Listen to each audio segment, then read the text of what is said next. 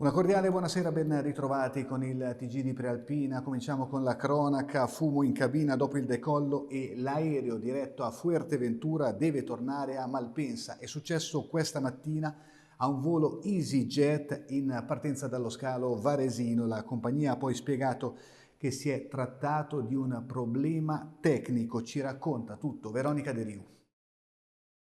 Fumo in cabina sul volo diretto a Fuerteventura poco dopo il decollo da Malpensa, questa mattina 3 maggio. L'atterraggio è stato quasi immediato allo stesso scalo del Terminal 2 per eseguire i controlli.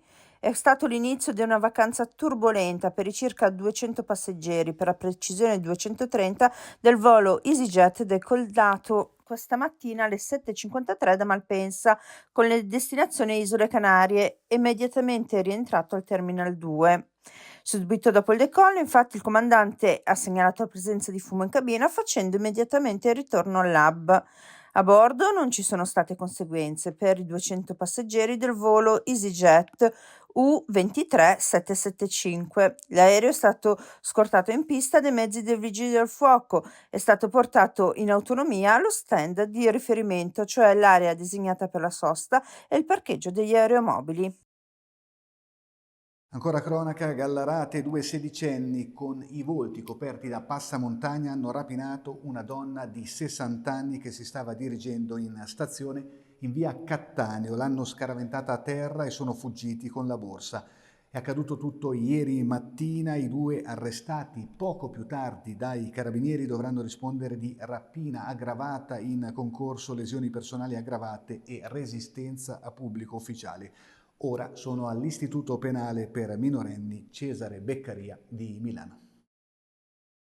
Odori nauseabondi vicino all'ex macello di Varese. Nelle scorse settimane i residenti della zona hanno lamentato forti miasmi e alcuni autisti di autolinee varesine hanno accusato lievi malori.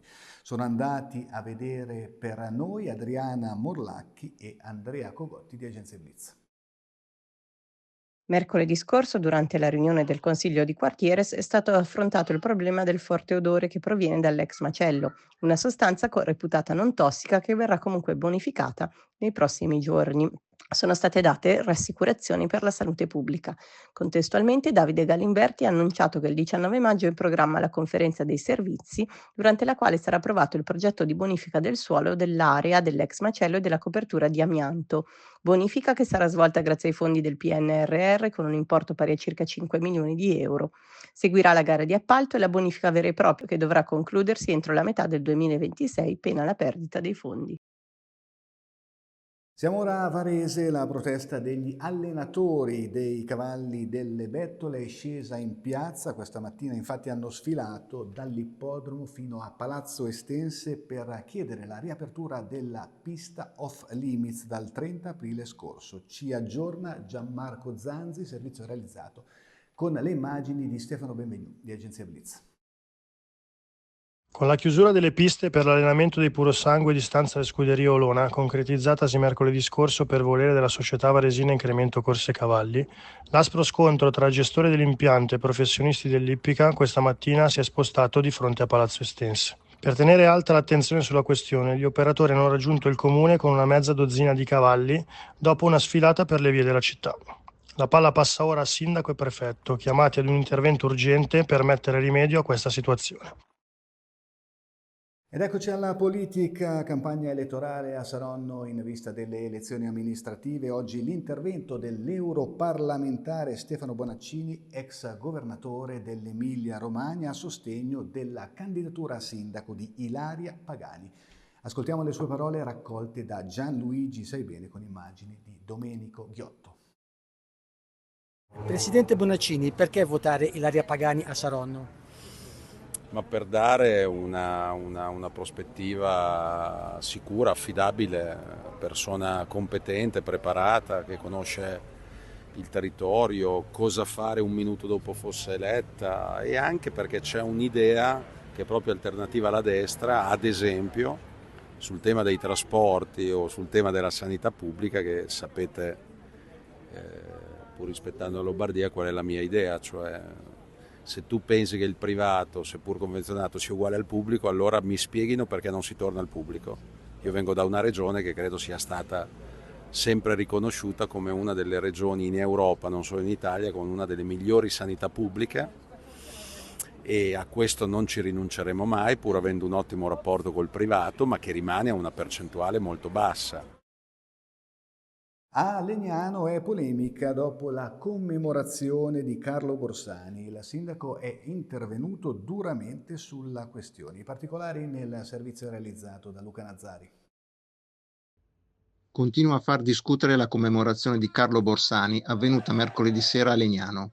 La manifestazione, autorizzata, ha visto un corteo con la partecipazione di una cinquantina di esponenti della destra estrema e poi un presidio nello slargo a lui intitolato davanti al Liceo Galilei, dove per 3 volte è stato fatto il suo nome e dove per 3 volte i manifestanti hanno risposto presente facendo il saluto romano.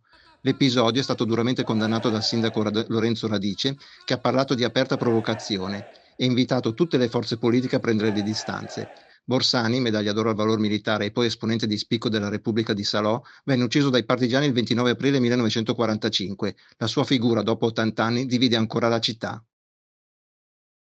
Sport, calcio, Serie D, domani ultima giornata. Nel girone A il Varese cerca a Gozzano il successo che assicurerebbe i play-off. Nel girone B, Castellanzese a Desenzano, una vittoria garantirebbe la salvezza diretta. Partite ininfluenti per la Varesina in casa con la Magenta e per la già retrocessa Arconatese sul terreno del Breno. Ma torniamo al Varese, ascoltiamo le parole della vigilia del tecnico Alessandro Unghero. Alessandro Unghero, mister del Città di Varese, domani a Gozzano, ultima di regular season. Cosa serve per far sì che non sia l'ultima della stagione? Cosa serve? Quello che serve per una finale. Quindi servono tutti gli aspetti, dall'aspetto mentale e emotivo in primis, quindi l'aspetto proprio sia delle motivazioni che l'aspetto mentale saranno fondamentali, e poi è chiaro che bisogna fare una partita attenta sotto l'aspetto tecnico e tattico, e fisicamente dovremo buttare in campo tutto quello che abbiamo nelle gambe, nei polmoni, in tutto il corpo. L'intervista era di Silvio Tranquillini. Siamo adesso alle anticipazioni dei temi che troverete sulla prealpina di domani. Ci racconta tutto Giulia Milani. Grazie Luca. Sulla prealpina di domani continua la rubrica Extra Omnes in vista del conclave.